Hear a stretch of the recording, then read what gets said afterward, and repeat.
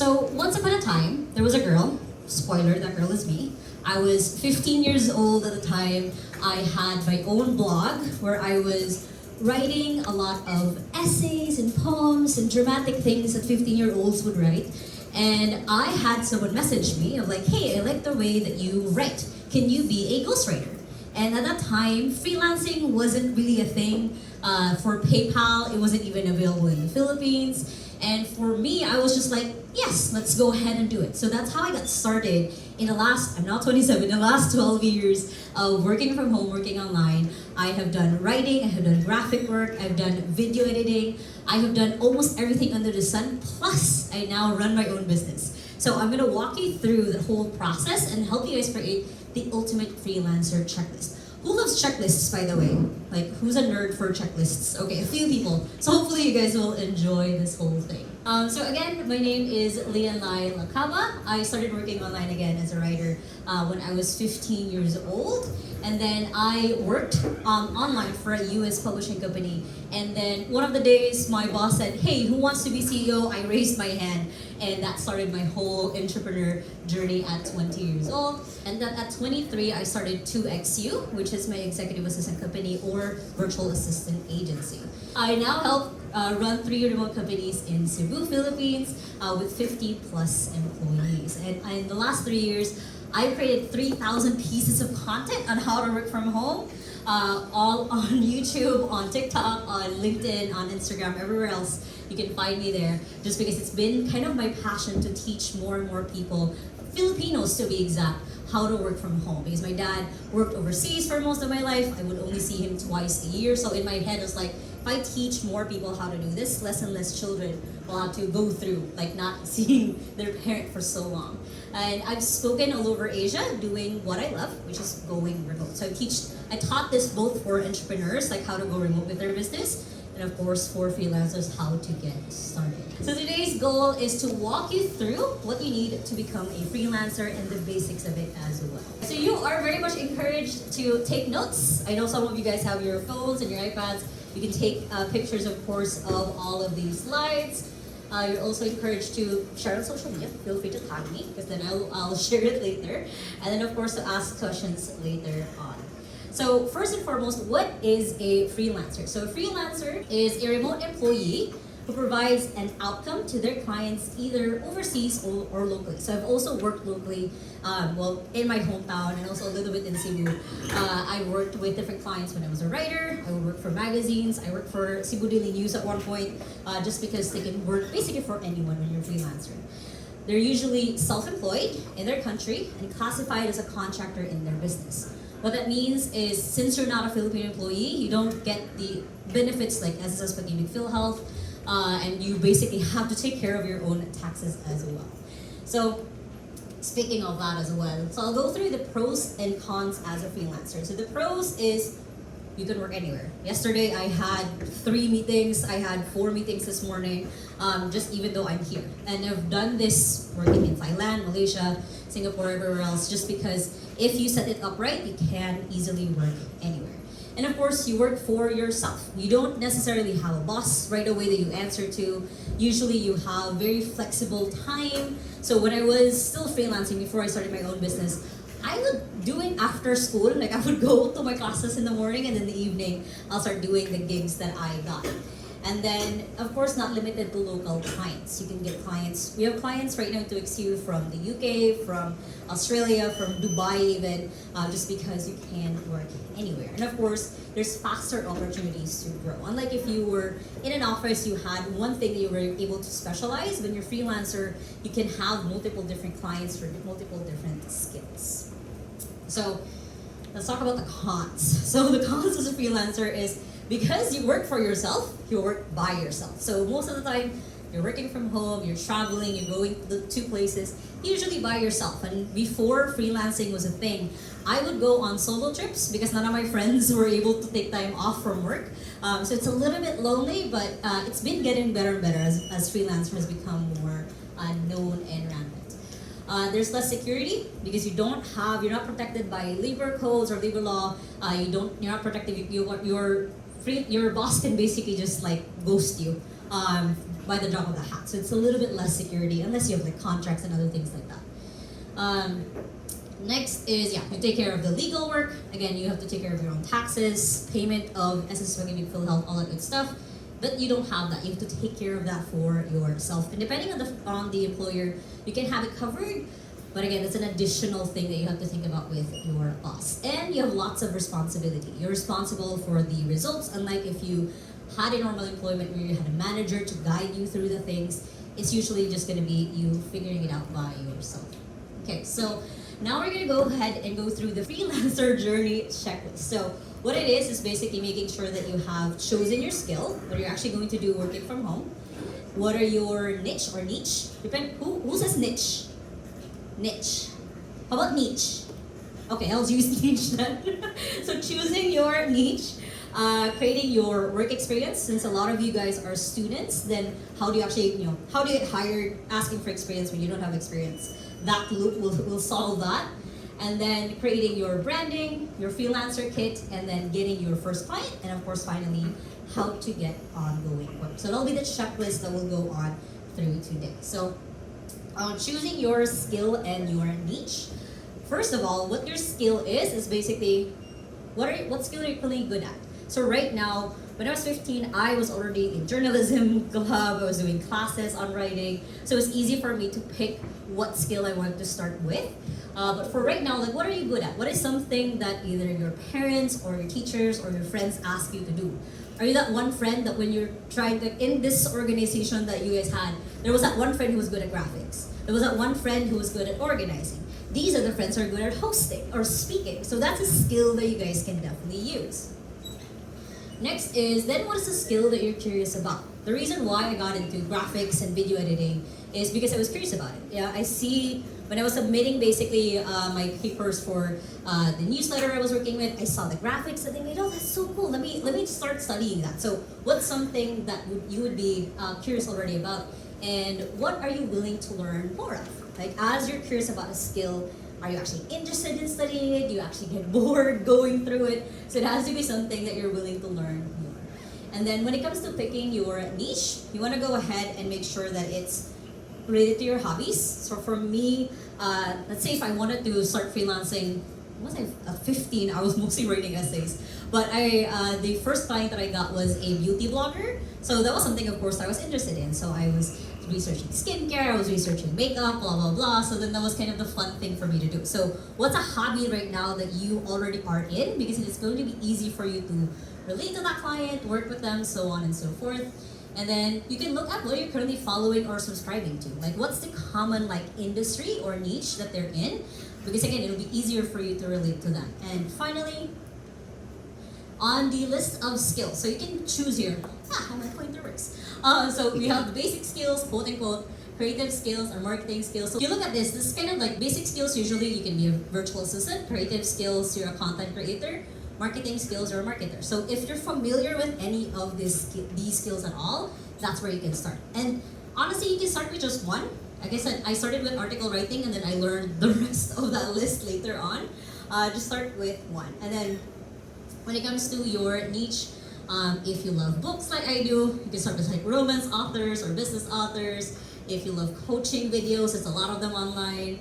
Crafting, health. So these are different niches that you can go through depending on the industry. Next is creating your work experience. So this is usually where I know a lot of people get stumped of how do I actually start? How do I actually get into it? So when it comes to creating your work experience, once you have your skill or your niche, you want to go ahead and work for yourself. So very much this is kind of how I did it. I went ahead and researched what a writer does.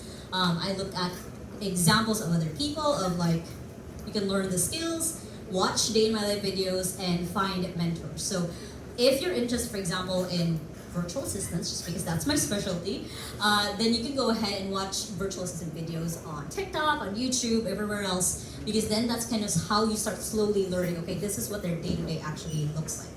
And then you want to go ahead and start creating output and actually post it. So what I mean by creating output is just imagine that you're just writing for yourself or just creating content for yourself. So a really good example is a brother of mine. He is now a fantastic graphic artist. But he started out just posting basically what he created for himself. Like he would do the Inktober, he did so many things. He would do commissions for people, and he just started posting. So that's how you create experience for yourself. And you can start creating your own systems, which is basically how do you actually do your role, and then start working for free, honestly. Like find internships and offer the service that you have to local businesses. You don't have to right away jump to finding a US client. You can start with the local business like outside of the school. Look at if you're going to graphics, look at if it sucks. Offer them like, hey, I can improve this poster for you. Or if you're a video editor, look at the ads or the reels basically of the people that you already follow and offer like, hey, how can I do this better for you? Or you can even just do it and then send it to them. I've had people edit my own thumbnail and send it to me for free. I'm like, hey, I think you can make these tweaks on your YouTube thumbnails. I'm like, oh, that's really, really cool. So that's one of the ways that you can just show up and start getting work experience. Next is your branding. So your branding is basically how you show up, how people know you. So the reason I'm here, because I do have that branding of teaching people how to work from home. So the branding checklist is social media platform. Just choose one. You don't have to be all of them. I started with just Facebook. That's how I kept getting clients, is I would just keep posting on Facebook, on my articles, so on and so forth. And then you want to make sure that you have a proper photo. What proper photo is not a selfie. At least like someone else took the picture of you. It could be a really pretty picture, as long as it's like not too close to your face, maybe just here.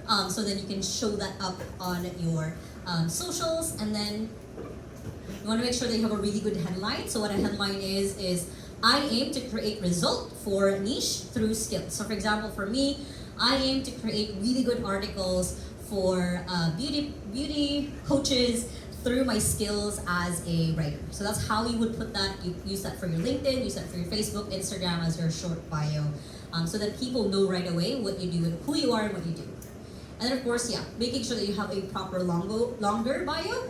Hack, you can use ChatGPT to write you a longer bio if you wanted to. And then of course, make sure that you're using the same username or link throughout the platform so it's easy for people to find you. And of course, having a really good cover photo also really helps. And start posting about your journey. Right now, I'm doing one post a day on all of my socials, just posting about things that I discover, things that I find out, whenever we get new clients, because that draws people in of what you're going through and finding out how they can help and how they can go through your journey with you. Great, next is, we're gonna go ahead and create your freelancer kit. So this is going to change and evolve as you get better and better at freelancing. So we go through your physical tools, your resume, your application letter, application tracker, and your portfolio basically. So I wanted to give you this. So I want to give you a brief overview of what the hiring process usually looks like. So in the last 9 years that I've been employing people, I have hired hundreds of people. I've seen probably thousands of resumes at this point. So I wanted to give you the behind the scenes of what I look for when I am looking at applicants basically and seeing if they're qualified. So we look at you send the application letter, your application gets processed. So for us at 2XU, we do a call, we call you up like, hey, are you qualified for X, Y, and Z? We send you a skills test afterwards to see if you can actually do the work. We have 2 different interviews, a tech interview, and then we have a culture interview and a final interview with the client, and then finally you're hired. So keeping that in mind, that is a process. On your tools, making sure that of course you have a good laptop, good internet connection, your own earphones, because if you're working from home, you need those because you don't want to be rude to anyone else who's in the room. A work email. My first work email was leanlovesyou004@yahoo.com. So don't use that. Go ahead and use like a formal, like your first name, last name @gmail.com.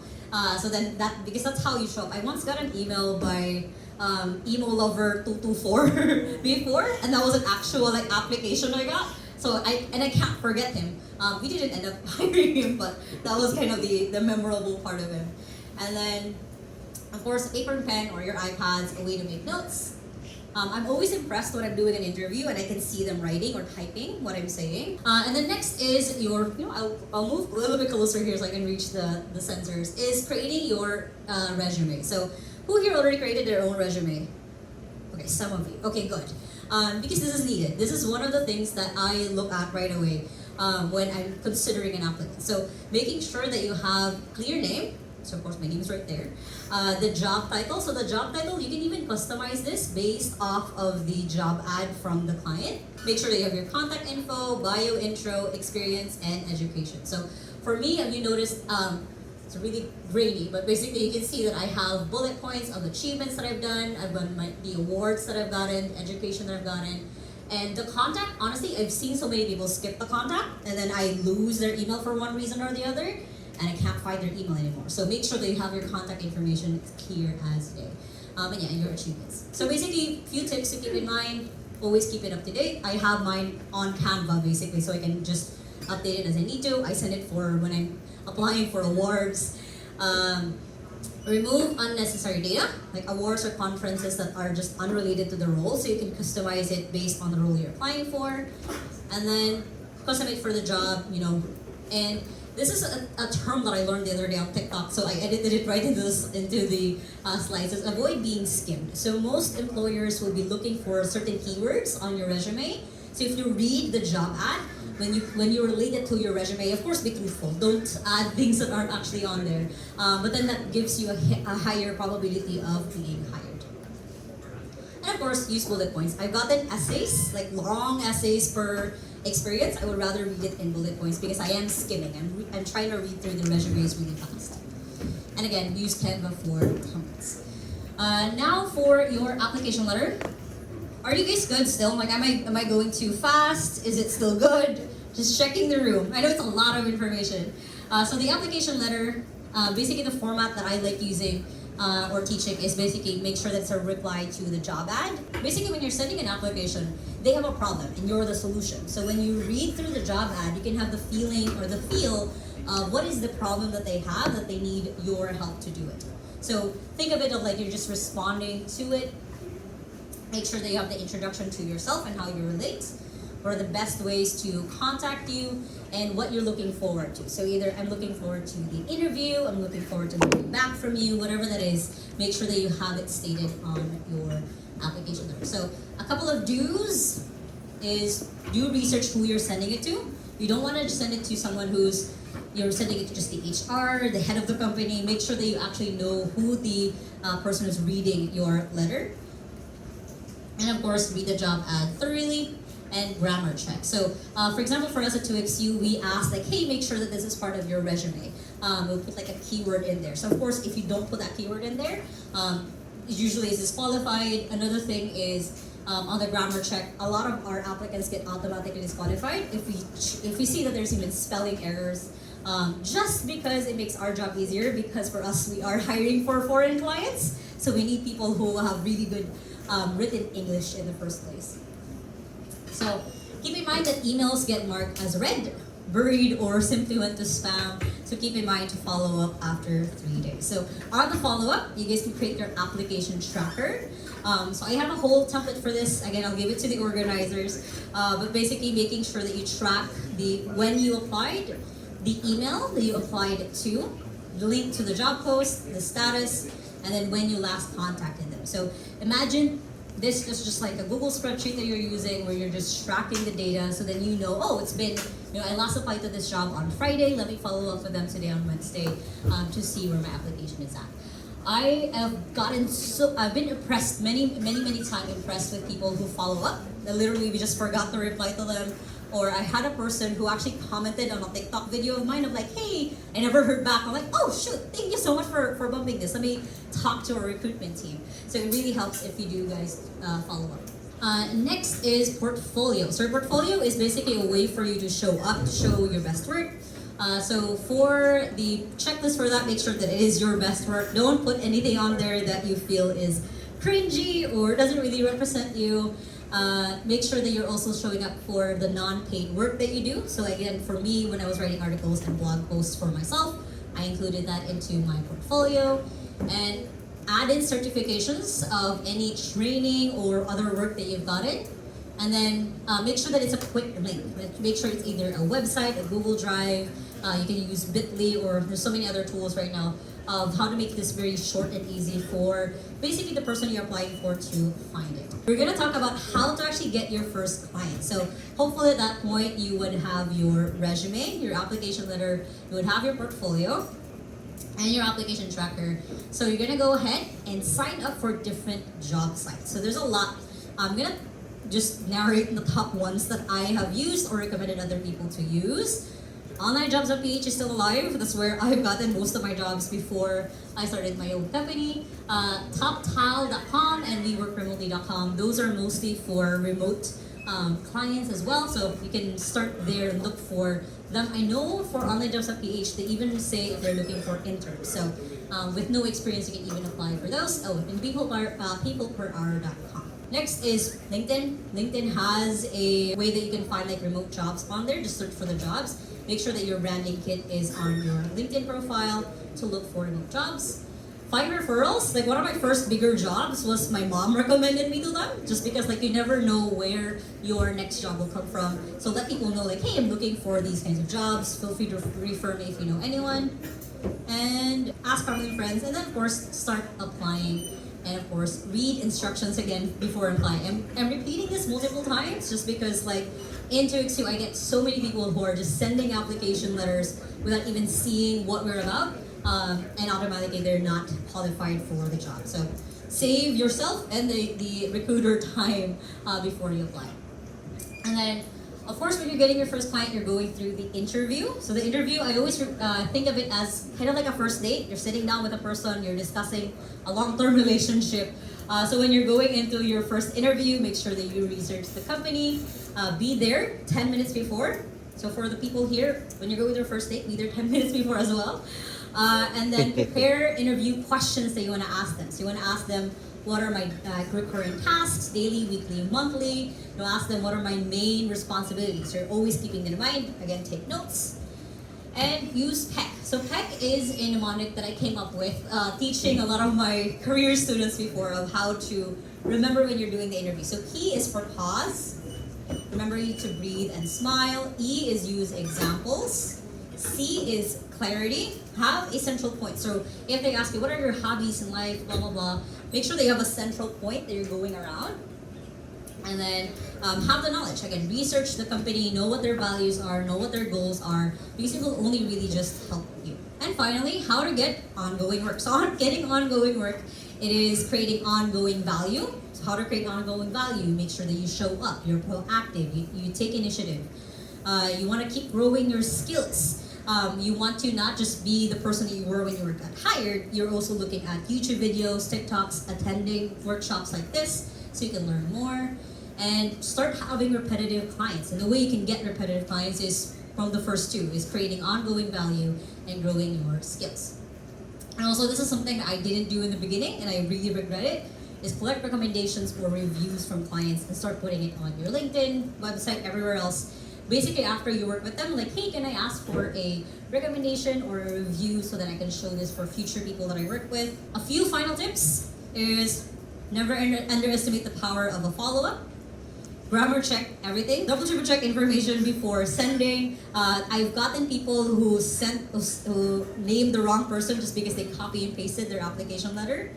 And treat every interview with the same level of enthusiasm. It can be very dragging later on that you're doing so many interviews, they're asking you the same questions of tell me about yourself, so on and so forth, but it does help that you're active about it. And if you fail, think about it as a practice for the next one. And never take it personally. It never is. Like, I've never said no to someone just because he looked ugly or they look weird during the interview. It usually is that either they weren't qualified or the client themselves said no. And use ChatGPT as a superpower. Like, it's such a good resource as the more that you guys learn how to use ChatGPT. I have been an advocate of ChatGPT since this December. So if you guys want to learn more, I do have a lot of videos on it as well. So recommended reading, just because I love reading, are these three books, is Mindset, How to Win Friends and Influence People, and The Obstacle is the Way. Really good books to get started. And again, a recommended video is, I did just do 2 weeks ago, a how to do job search for students in 2023 video. So feel free to ask me anything later for the question panel, but thank you so much everyone. I hope you guys, I know I gave like a fire hose information, but yeah, that's it.